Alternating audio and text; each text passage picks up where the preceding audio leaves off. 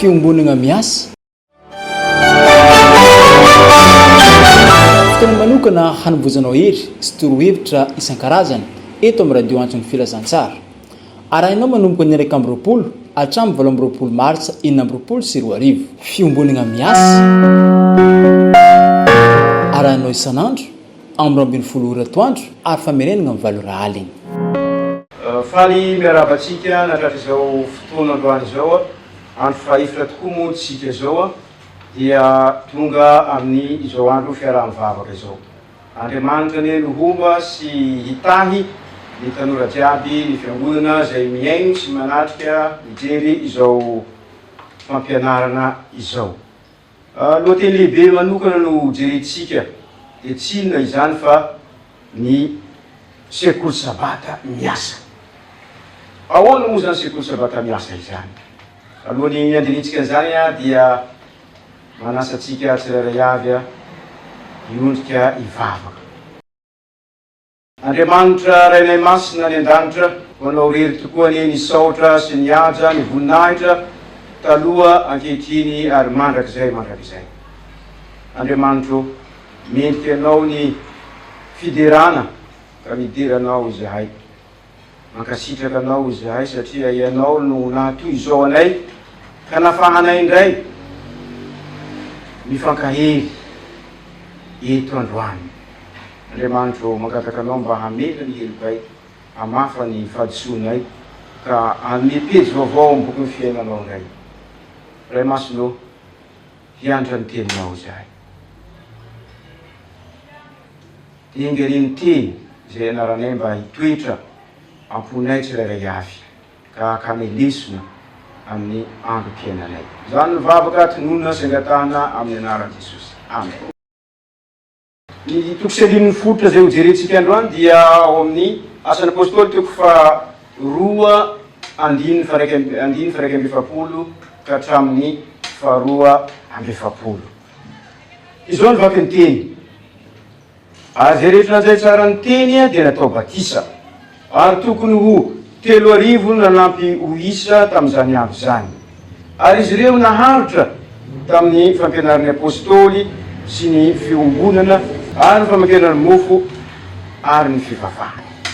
Izay no ndeha ho jerentsika izay teny izay androany ry tanora malala mba ahafahantsika mianatra ny amin'ity hoe sekoly sabata miasa ity.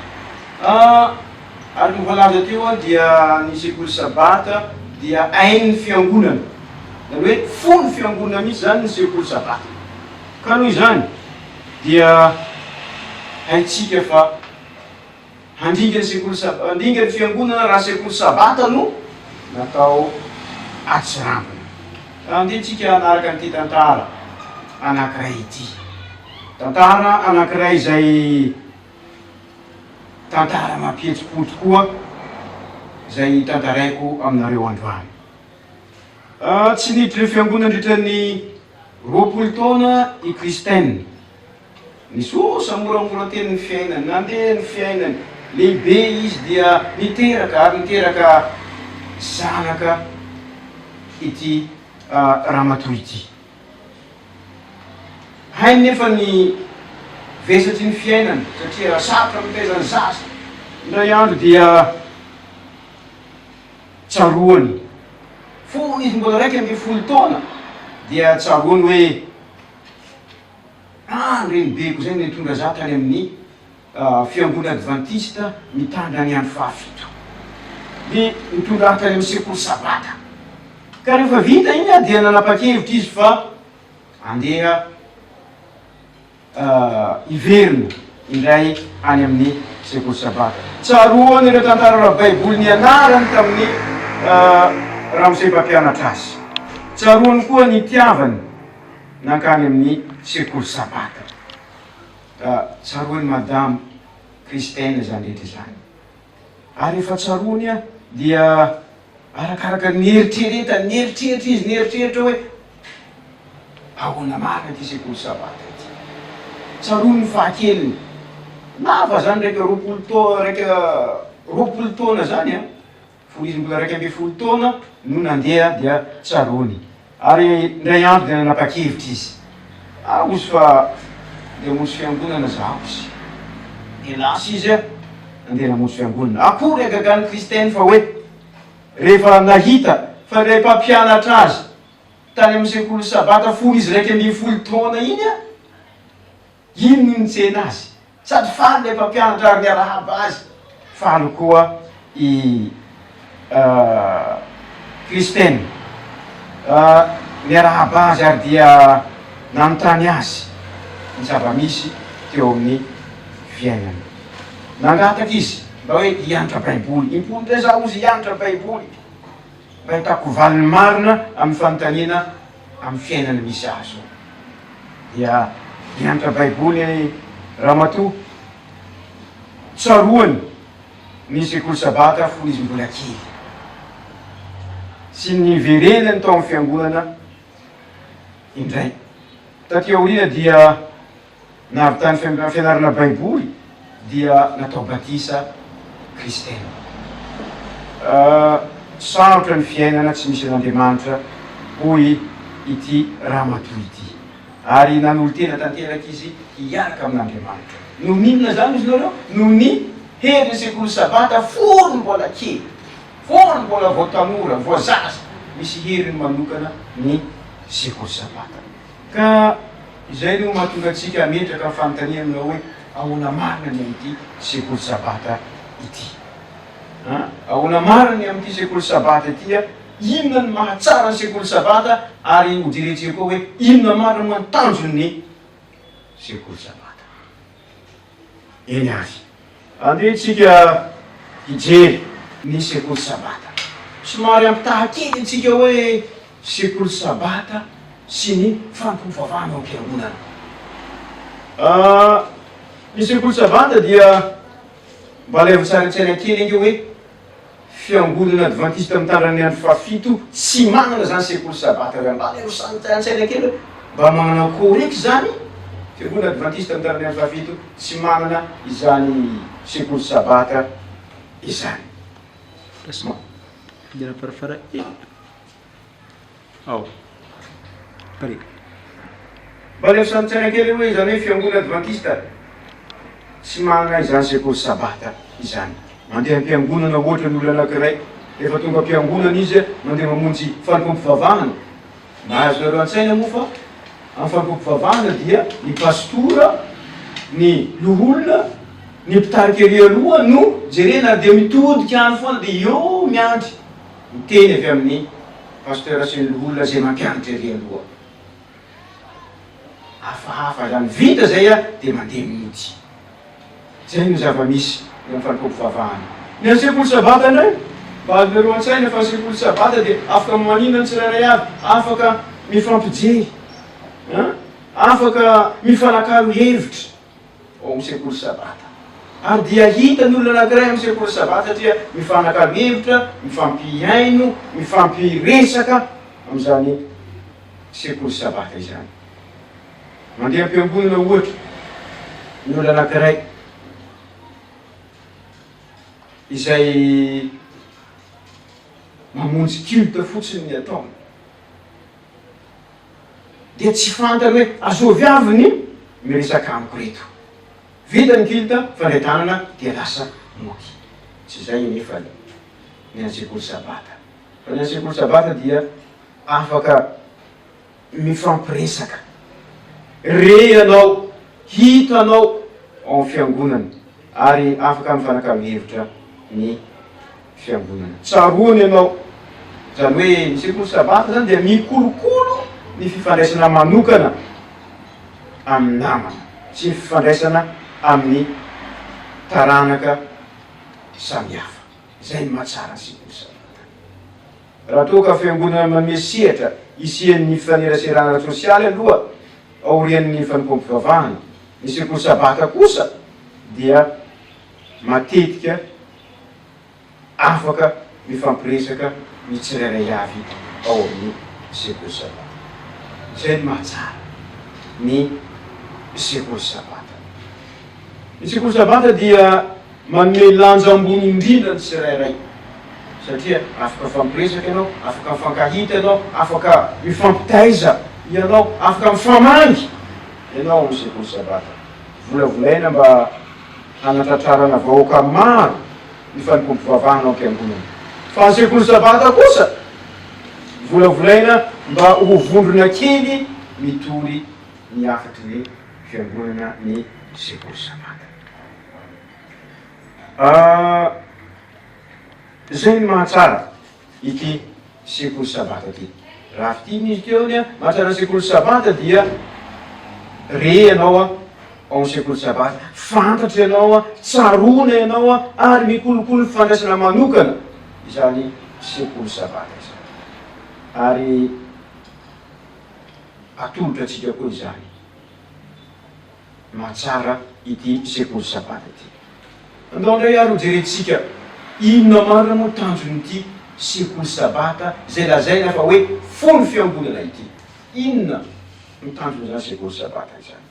Raha mijerentsika ny amin'ny vaky teny izay nianaratsika teo dia misy zavatra telo lehibe, singa telo lehibe manandanja izay ambara amitsika momba n'ity sekoly sabata ity.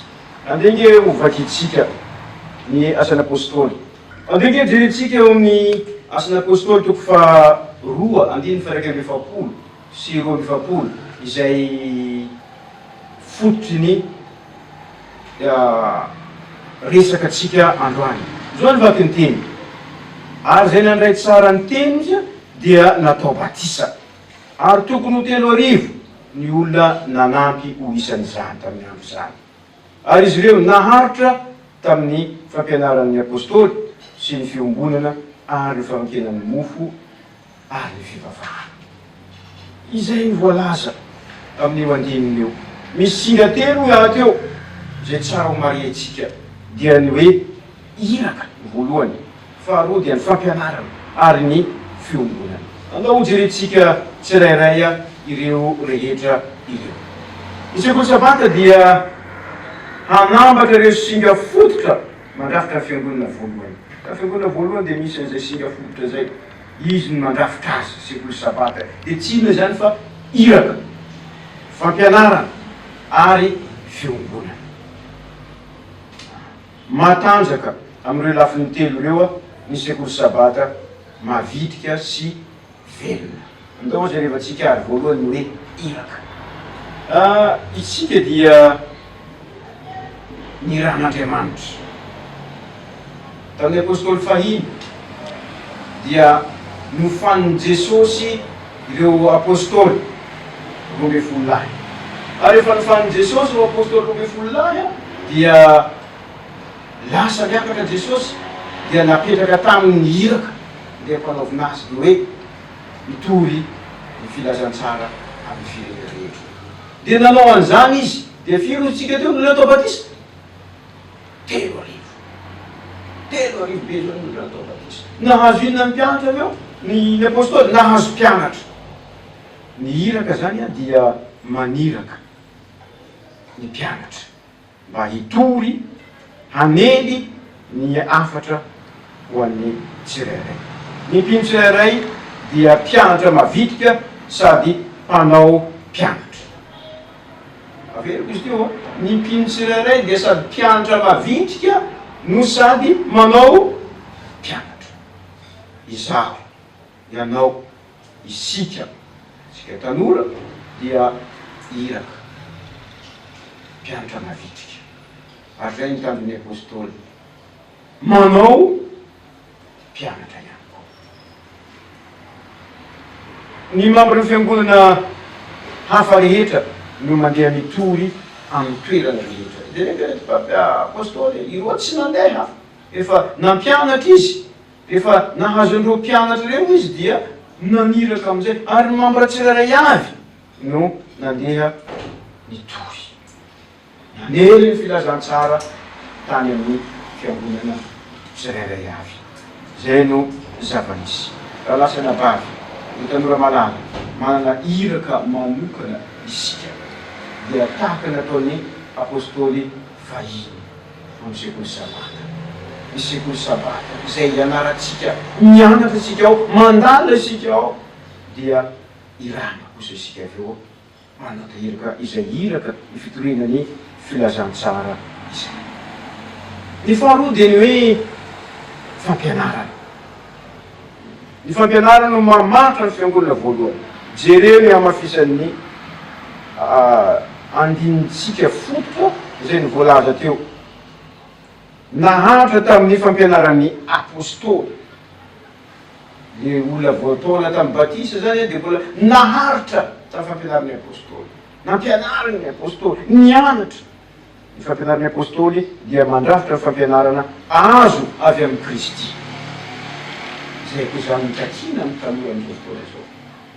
Ny hianatra baiboly, hianatra le fototronoana ary hampianatra any amin'ny fiangonana any amin'izao tontolo zao ny zavatra izay nianarany tamin'ny Kristy.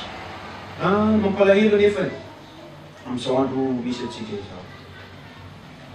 Toa tsy hoditra ny tanora, tsy taitra ny tanora, ary tsy mahay akory ny tanora zany hoe fianarana baiboly zany. Tsy hoditra amin'izany ny tanora ankehitriny.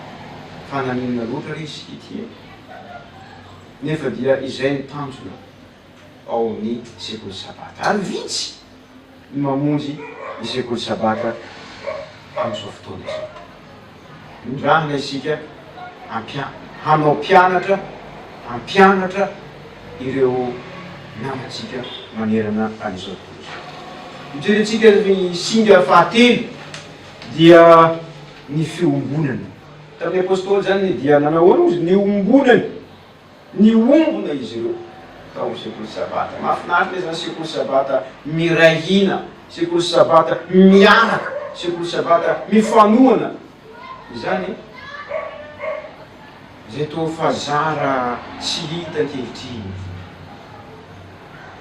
Raha manaraka asika amin'ny tanora zokiny ny sekoly sabata dia fa vitsy ankehitriny mianatra izany lesona ny sekoly sabata.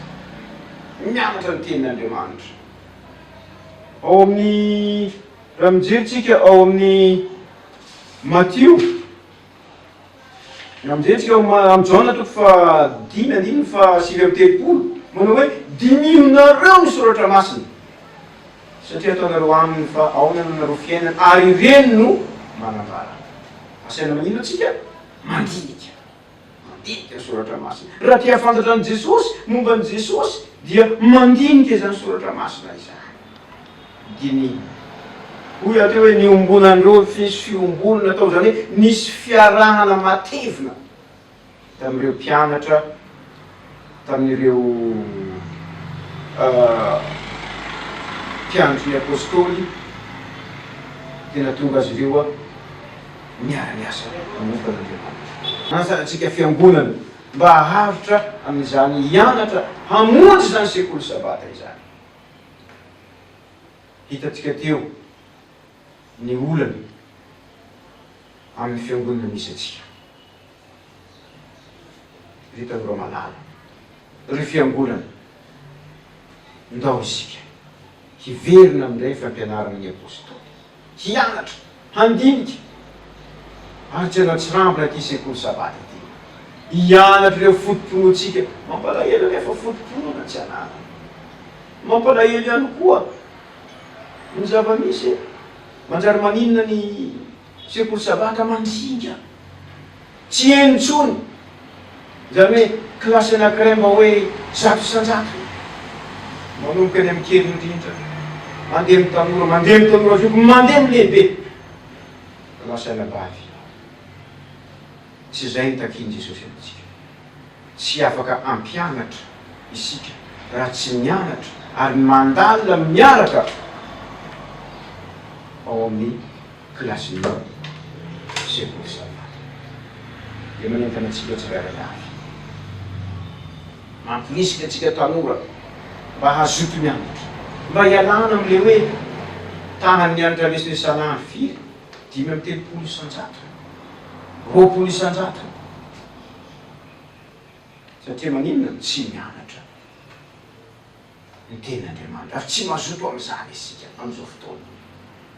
Eto dia mamerina amintsika ny soratra masina hoe hianatra ny baiboly ary anatevina ny amin'izany sekoly sabata izany.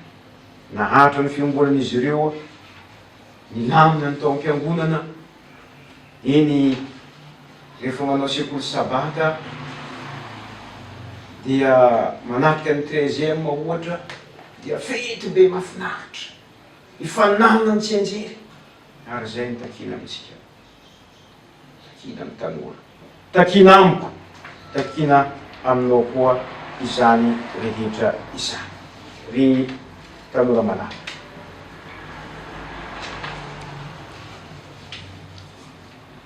ankehitriny dia miantso anao, miangavy mitalao mihitsy Andriamanitra mba andeha isika hianatra ny ten'Andriamanitra.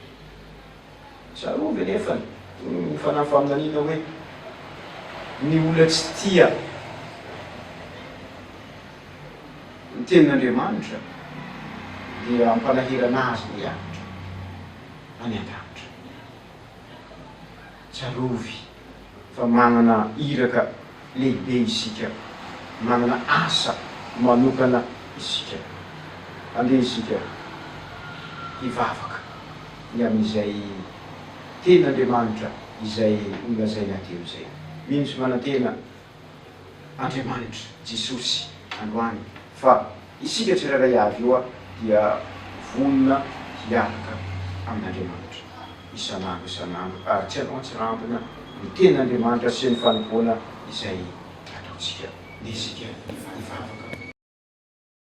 Rainay izay ny an-danitro, misaotra anao zahay noho ny nanaovanao anay, nanaovanao anay ny amin'ny teninao androany. Ampio zahay Andriamanitro handalina ny teninao sy hanolo tena amin'ny iraka nomenao anay. Ampio zahay hijery ny olona manodidina anay izay mety mitady ho faty ara-panahy. Mivavaka izahay ny amin'ireo olona tianao hoentina eo amin'ny sekoly sabata anay.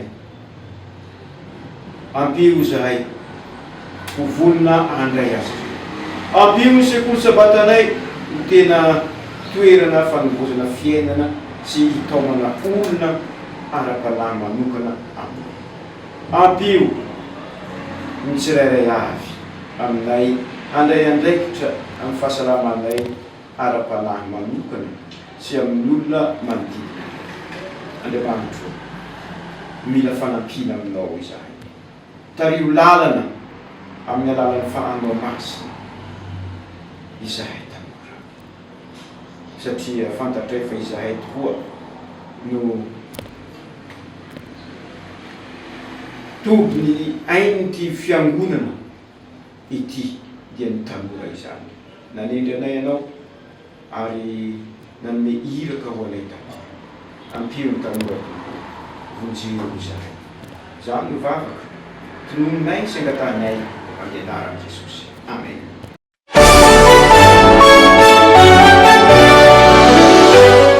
Fiombonana miasa